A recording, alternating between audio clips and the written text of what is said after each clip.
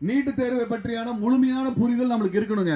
ஷூவை கழட்ட சொல்றான், பையில என்ன வச்சிருக்கீங்கன்னு கேட்கறான், கம்மலை கழட்டுறான், ஹேர் பேண்டை கழட்டுறான், இன்னும் மிகப்பெரிய ராணுவ தாக்குதலுக்கு தயாராகிற மாதிரி எல்லா வேலையும் செய்யறான். எதுக்கு செய்யறான்னா அதுக்கு ஒரு டிமாண்டை கிரியேட் பண்றான். நீட்டு தேர்வுக்கு ஒரு டிமாண்ட் கிரியேட் பண்றான். ரொம்ப கராரான தேர்வு என்று ஒரு டிமாண்டை கிரியேட் பண்ணிட்டு அதுக்குன்னு ஒரு சந்தையில மதிப்பை மேல ஏத்துறான். சாதாரண பரீட்சையெல்லாம் படிச்சிட முடியாது, பாஸ் பண்ணிட முடியாது, உங்களுக்கு கிடைக்கிறது சாதாரண விஷயம் இல்லைன்னு ஒரு மேல ஏத்துறான். தகுதியானவர்கள் பத்தி டெண்டுல்கர் பேசியிருக்காரு. அப்படி என்ன பெரிய அப்பாட்டக்கர் தகுதி அதுல? இத்தனை ஆண்டு காலமாக சாதாரணமாக நம்ம பள்ளிக்கூடங்களை படித்தவர்கள் தான் மருத்துவர்களாகி உங்களுக்கு எனக்கு வைத்தியம் பார்த்துட்டு இருக்கிறாங்க. உங்களுக்கு எனக்கு வைத்தியம் பார்க்கறது யாரு? டெண்டுல்கர் அவர் தகுதி படைத்த ஒரு மாணவ சமூகம் வரணும்னா இது போன தேர்வு வேணும்னு சொன்னார்னா, நீட்டு தேர்வு எழுதாமல் இன்னைக்கு இருக்கக்கூடிய உயர்ந்தரமான மருத்துவர்கள்ட்ட நான் சிகிச்சை பெற மாட்டேன் டெண்டுல்கர் சொல்லுவாரா? நீட்டு பரீட்சை எழுதாத டாக்டர் கிட்ட நான் போய் வைத்தியம் பார்க்க மாட்டேன் எவனா சொல்லுவானா? நரேந்திர மோடி சொல்லுவாரா? இன்னைக்கு எய்ம்ஸ்ல இருக்கக்கூடிய மூத்த மருத்துவர்கள் அத்தனை பேருமே நீட்டு பரீட்சை எழுதாமல் மருத்துவரானவர்கள். எய்ம்ஸ்ல இருக்கிறதுல இருந்து இங்க இருக்க அப்போலோ வரைக்கும் நீட்டு பரீட்சை எழுதாமல் மருத்துவரானவர்கள். அவங்க கிட்ட போய் சிகிச்சை பண்ண மாட்டேன்னு சொல்லுவாங்களா? எந்த அரசியல்வாதிகளுக்கு, அதாவது நீட்டு தேவை என்று சொல்லக்கூடிய அண்ணாமலை போன்றவர்கள், இன்னைக்கு அண்ணாமலை பல்டி அடிக்கிறாரு. அண்ணாமலைக்கு பல்டி அடிக்கிறது ஒன்றும் புதுசு கிடையாது. பல்டி அடிக்கிறது அண்ணாமலை. 2024 தேர்தலில், பார்லிமெண்ட் தேர்தலில் கேட்கிறாங்க பத்திரிகையாளர்கள், நீட்டு தேர்வு ஆதரவு தெரிவிப்பீங்களா? இத்தனை மாணவர்கள் தற்கொலை செஞ்சிருக்கிறான்னு கேட்டப்ப, என்ன ஆனாலும் நான் நீட்டை ஆதரிப்பேன், நீட்டு தேவை என்று சொன்ன அண்ணாமலை குட்டிக்காரன் நடிச்சிட்டு இருக்கிறார். ஏன்? மோடி சர்க்காருக்கு அங்கே பதவி ஆட்டம் கண்டு கொண்டிருக்கிறது. இவங்க நீட்டு தேர்வை கராரா வைக்கிறதுக்கு ஒரு மார்க்கெட் டிமாண்ட் கிரியேட் பண்றான். அப்புறம் கொஸ்டின் பேப்பரை லீக் பண்றான், கோச்சிங் கிளாஸ் வைக்கிறான். இதான் நிலைமை. கோச்சிங் சென்டருக்கு கட்டணத்தை அதிகம் பண்றதுக்கு இந்த கரார் தன்மையெல்லாம் தேவைப்படுகிறது. அந்த கரார் தன்மையை உருவாக்கி கொஸ்டின் பேப்பரை லீக் பண்ணா அது பெரிய ஸ்கேம். இது அன்பானவர்களே, இதுக்கெல்லாம் ரொம்ப முன்னாடி கிட்டத்தட்ட 2007 ஒரு பிரச்சனை ஆரம்பிக்குது. அதுதான் இதோட மூல பிரச்சனை. மத்திய பிரதேசத்தில் ஆட்சியில் இருக்கிறது பிஜேபி. 2007 ஆட்சியில் இருந்தது பிஜேபி.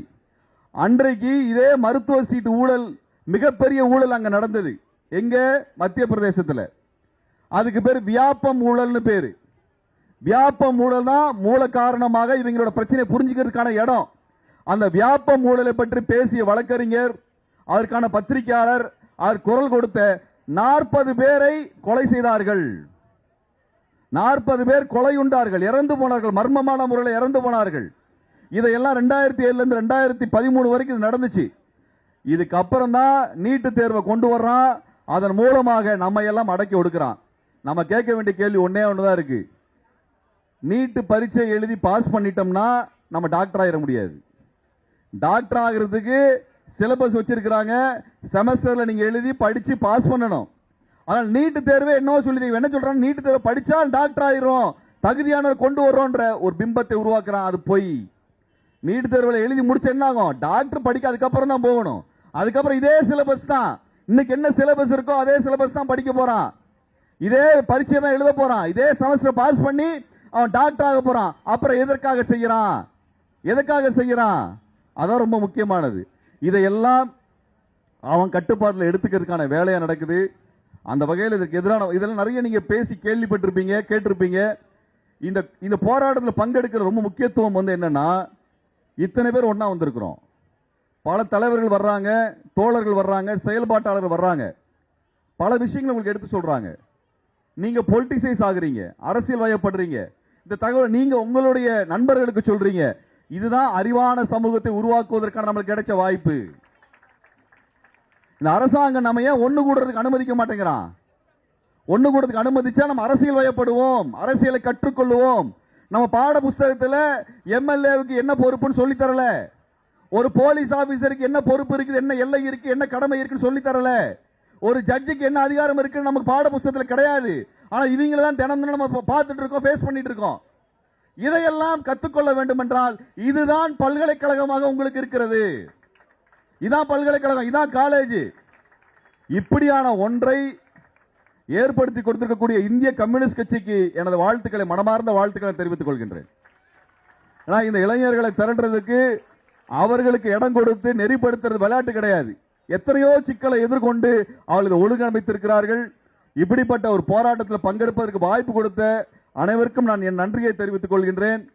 நீங்க ஒரு மிகப்பெரிய வேலையை செய்யறீங்க, வரலாறை படைத்துக் கொண்டிருக்கிறீர்கள். You are creating a history. வரலாறு உருவாக்குறீங்க. இன்றைக்கு ஏதோ நண்பன் கூப்பிட்டான்னு பல பேர் வரலாம், அவர்கள் புதுசா விஷயம் கத்துக்குவாங்க. நம்மளுக்கெல்லாம் எப்படி மாரியம்மனை கத்துக் கொடுத்தாங்க, கணபதியை கத்துக் கொடுத்தாங்க, பிள்ளையார கும்புறது கத்துக் கொடுத்தாங்க. இப்படி கும்பலோட கும்பலா கூட்டிட்டு போயிருவாங்க. மாரியம்மன் கோயில் திருவிழாவிலையோ பிள்ளையார் கோயில் விழாவிலையோ அப்படிதான் நமக்கு பிள்ளையாரு மாரியம்மன் தெரிஞ்சது. ஆனால் நம்மளுக்கு எது தெரிய வேண்டும் என்றால் அரசியல் தெரிய வேண்டும், அரசியல் பேச வேண்டும்.